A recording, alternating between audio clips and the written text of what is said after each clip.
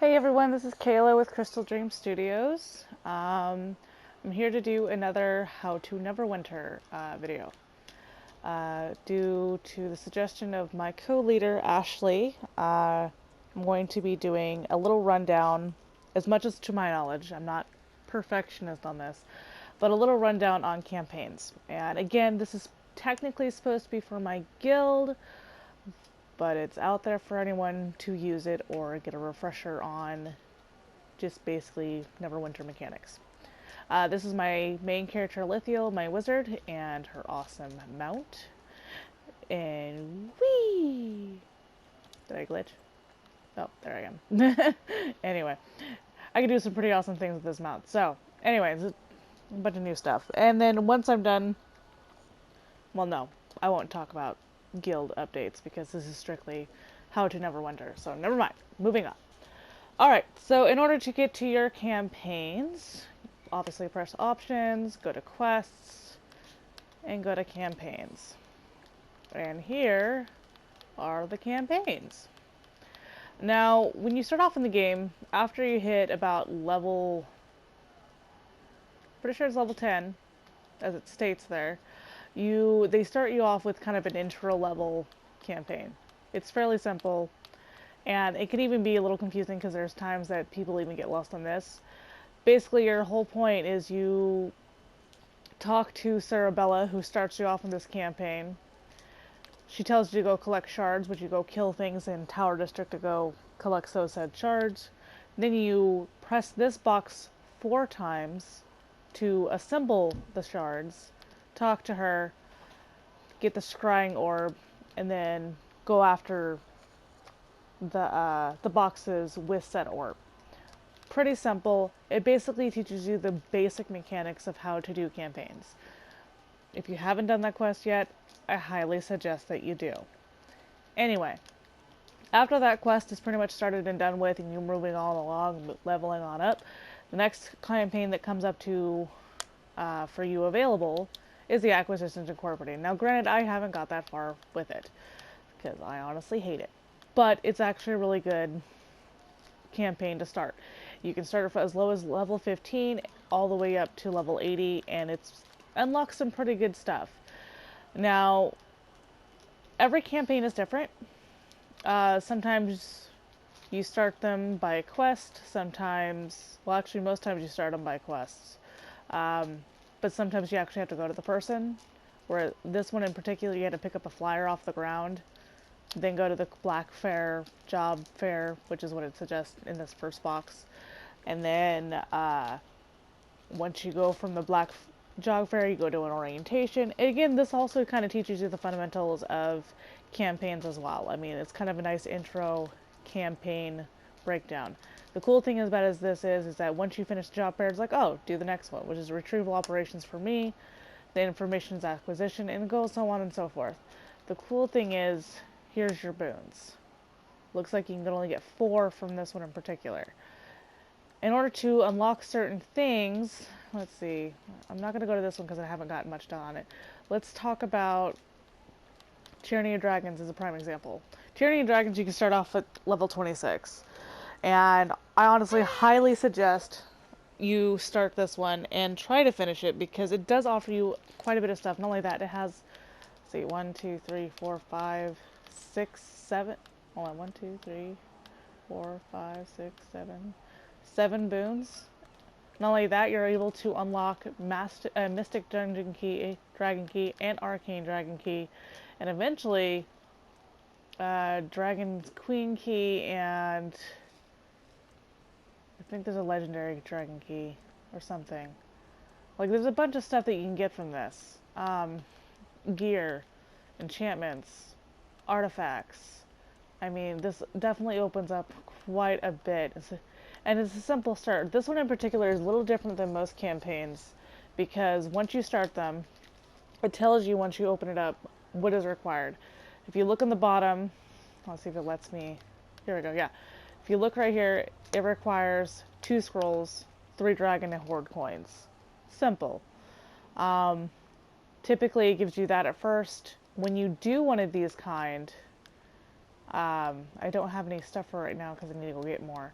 But when you do one of these kinds, this quest in particular, this campaign in particular, requires you to wait 20 hours before you're able to unlock the next portion. So you see how it says 3 out of 3, 5 out of 5, 5 out of 5. You have to do those boxes 3 times before you're finally able to move on to the next one. And between each segment, it takes 20 hours. So this one's one of those long haul campaigns, but it's worth it. So definitely one of those things that you need to start and that you need to do. And as you get a higher level, more things unlock. Now the cool thing is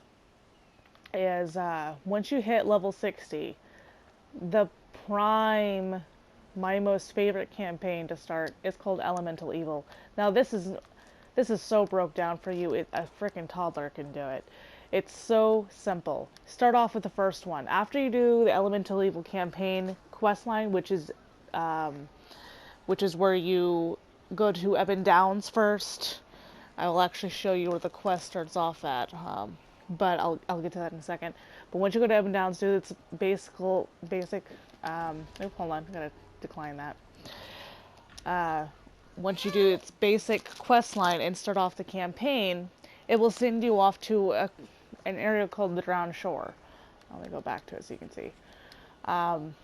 And in the Drowned Shore alone, you do this line of quests to finish that segment of the campaign. And with each and every quest that you complete, it's like this one, you have to locate, defeat Morgan Shiver Timber. It's a pirate area, so whatever. Once you complete that, you unlock this, so on and so forth. And then once you're done with that section, you get a magical boon at the end of it. This one is the easiest one that you can get boons from, and at the end of each freaking area, you get a boon. And of course, if you go back and do more stuff, you get more things. Elemental cult orders. I mean, this is not entirely important to get, which is why you don't see me getting them. But as you can see, sorry, my child is being difficult on top of everything.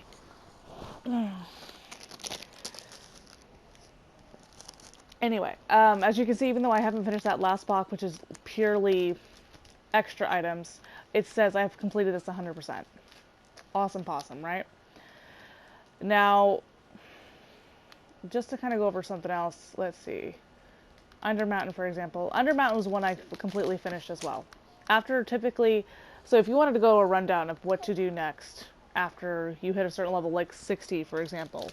Typically, once you hit level 60, first thing to do, Elemental Evil, right out the park. Because that will get you from 60 to 70, sometimes even 80, in no time. It's hard, but you can do it. After you do Elemental Evil, it's typically recommended to do Undermountain. It has a lot of good gear. Not only that, Neverwinter, when you start off the quest with Neverwinter, which is the king or whatever this area, he will give you a crap ton of high-level gear as soon as it's available. So as soon as you hit, I think, level 70, go to Neverwinter. Don't start it yet, start it, but don't go into Undermountain yet. And get all that stuff that he can give you, because that high-level armor will help you up until you're 80. So it's definitely something to do. So once you do Elemental Evil, do Undermountain. And then as you're doing Undermountain and I can't speak. Once you do Elemental Evil and Undermountain, as you're doing those, do Tyranny of Dragons and Acquisitions Incorporated. It's a lot to do, but at the same time, Acquisitions Incorporated and Tyranny of Dragons are timed quests, or timed areas. You can only do a certain amount in a day. Same thing with, Tyranny of Dragons. Whereas Elemental Evil and Undermountain, you can just keep going and going and going and going until it's finished. And then once you do those two, Sharandar is, honestly, you can do this one before Undermountain, or you can do it after. Honestly, it doesn't really matter. The same thing with Maze Engine. If you want to start it, start it.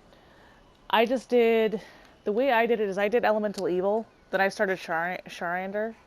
I've kind of fiddled with Maze Engine. I haven't touched Underdark yet, or Dead Ring. I'm just going to make a note here. Do not do Storm King's Thunder.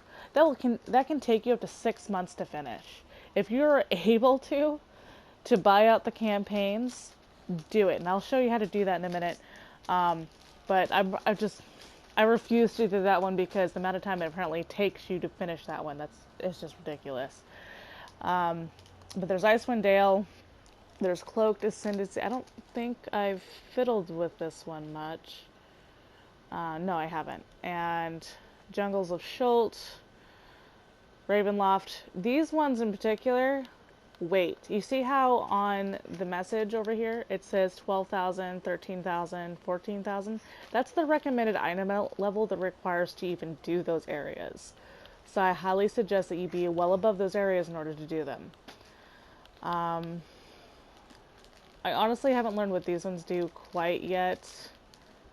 I'm sure there's something to them, I just don't know right now. So maybe I'll make another video eventually about what those two do, but I just don't know right now. So I'm not going to start making up stories as to what those do because I don't know. Anyway, cool features also about campaigns, aka Acquisition Incorporated, for example. If you press square, you can open up to their campaign store. Awesome. Because not only that, you can also buy certain keys for other areas, like these Wolf Key, Dust Key, and Web Key. These specific keys are used for the Master Dungeon versions of this, this one is, hold on, it tells me. It's the spider, it's a spider dungeon. I can't remember the life of me what it's called right now. And then Dusty Key is for Cragmire Crypts. Oh, Temple of the Spider, it says right there. Jesus. And this is Grey Wolf Den Dungeon. And it's kind of a nice little thing to use because when you're at the end of those dungeons, you get the extra box that you can't open without these keys. And it definitely helps with getting AD and various other equipment that you can't get anywhere else. Some campaigns, you don't even have to talk to the person to start them. Sometimes you just press square. It doesn't tell me anything because I've already accepted the quests. In order to just accept them. See, press square to start a legacy campaign. Super simple. Now, I apologize if this is kind of everywhere. I mean, I'm trying to do the best I can with baby in the background and with the little sleep that I've had. But I just kind of want to give a breakdown of how basically these work. There you go. Sorry. Let's see. I'm just going to kind of go over real quick about Elemental Evil because I said I would. Elemental Evil, when you start off the quest, starts off down here. She's always there, always available to accept the quest. Basically, you accept it from her, and you run off with him to go do stuff, to do those quests in order to start Elemental Evil. It's super simple. Probably the first campaign that you should do once you hit 60. Now, in regards to buying out campaigns, I'll show you how to do that too. Just give me a second. I just gotta get her happy enough to be quiet. Huh. Just gotta get you happy enough. Okay. Alright, so if you go to the trade house, open up, hold on. Go to trade house. Bear with me. I don't know why it's not wanting me to. Hold on. Technical issues, folks. Let's see if it lets me do it down here. Sometimes it does this to me. Yeah, it's hiding it from me. Ugh. Bear with me. Oh, see, look, there it was in the background. See how silly that is? It's so stupid. I don't know why it does that sometimes. Alright. In order to buy campaigns, go to Miscellaneous.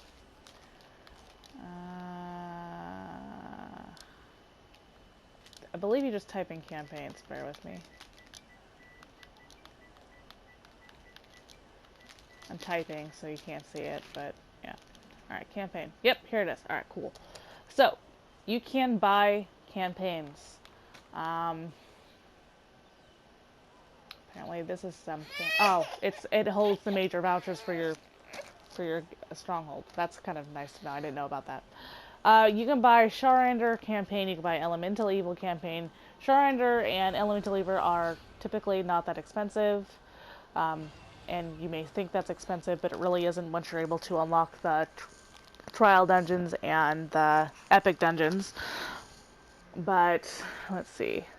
The one that you want to buy out once you're able to. Not Maze Engine. Nope. Nope. Nope. See how these are getting pretty... Oh, here we go. Storm King Thunder. There's only 2 of them at the moment. That's in buyout. Just to buy out Storm King Thunder, that's 1.6 mil in auction house right now. Totally worth it, though. Because do you really want to spend 6 months on a campaign? I know I don't. So definitely not something I want to do, but eventually I'm going to be saving up for. Wow, Ravenloft is even higher than that. Check that out. Yeah, so it gets pretty up there, but it's worth it because you get all the things that you need to, and you 100% complete it. So it's totally worth it. I think that's pretty much it in regards to campaigns. This is kind of a cringy video on my part because I was kind of just everywhere with it, but I hope it helped you understand campaigns a little bit better. If you have any questions, let me know down below. I'll answer them. I'm pretty adept when it comes to this game, and if I don't know, I have a way of finding out. So, yeah. If you have any other suggestions as to what other kind of videos I should make on how to Neverwinter, comment below. And as always, like I said, comment, ring the bell, and subscribe if you haven't yet already. Alright guys, I'm gonna call that quits. So, yeah, happy holidays if I don't make a video before Thanksgiving. Alright, thanks guys, bye.